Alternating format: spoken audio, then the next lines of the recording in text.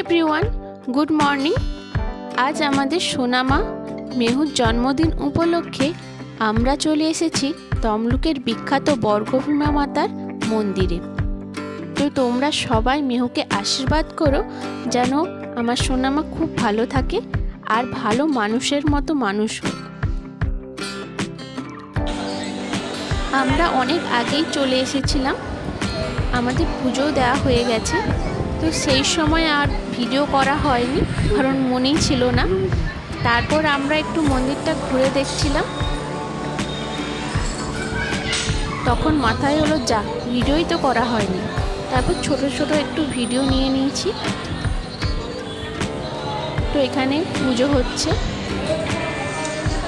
আর এইখান থেকে বেরিয়ে এই দিকে টিকিট কাটা যায় আর ওই দিকটা খাওয়ানো হয়, প্রসাদ খাওয়ানো হয়। তো আগের থেকে বেশ অনেকটা পরিবর্তন হয়েছে মন্দিরটা। আমরা এখন পুজো দিয়ে বেরিয়ে পড়েছি।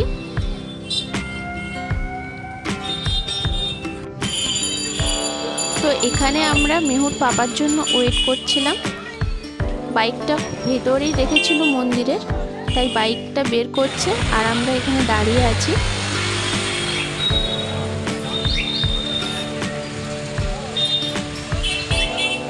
তো আমরা অনেক দিন পরেই মন্দিরে এসেছিলাম। এই যে মেহুর পাপা এখন বেরোচ্ছে। এরপর আমরা যাব সামনে কোনো রেস্টুরেন্ট আছে কিনা দেখব, কারণ সকাল থেকেই খাওয়া হয়নি, প্রচণ্ড খিদে পেয়ে গেছিল। আর এই যে মেহু সোনা সকাল থেকে বেরিয়ে এখন মুডটা খুব খারাপ, ওর ঘুম ঘুম পাচ্ছিল ওর। তো চলো যা যা।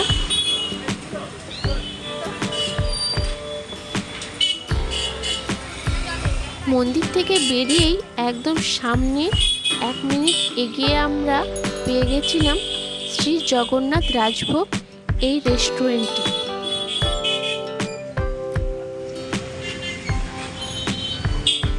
এখানে আমরা নিয়েছিলাম মহারাজ ভোগ থালি, যা নিয়েছিল 199 টাকা। আর প্রতিটি খাওয়ার খুবই টেস্টি ছিল। তো তোমরাও যদি এখানে পুজো দিতে আসো, সামনেই একদম ভালো রেস্টুরেন্ট পেয়ে যাবে, তো তোমরা যেতে পারো। প্রত্যেকটি খাওয়ার কোয়ালিটি খুব ভালো ছিল, অনেক রকমের সবজি দিয়েছিল।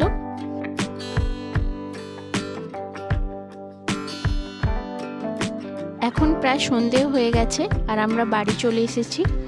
এখন আমরা একটা ছোট্ট কেক দিয়ে মেহুর জন্মদিন পালন করছি। মেহু এখানে কেক কাটছে। হ্যাপি বার্থডে সোনা, হ্যাপি বার্থডে।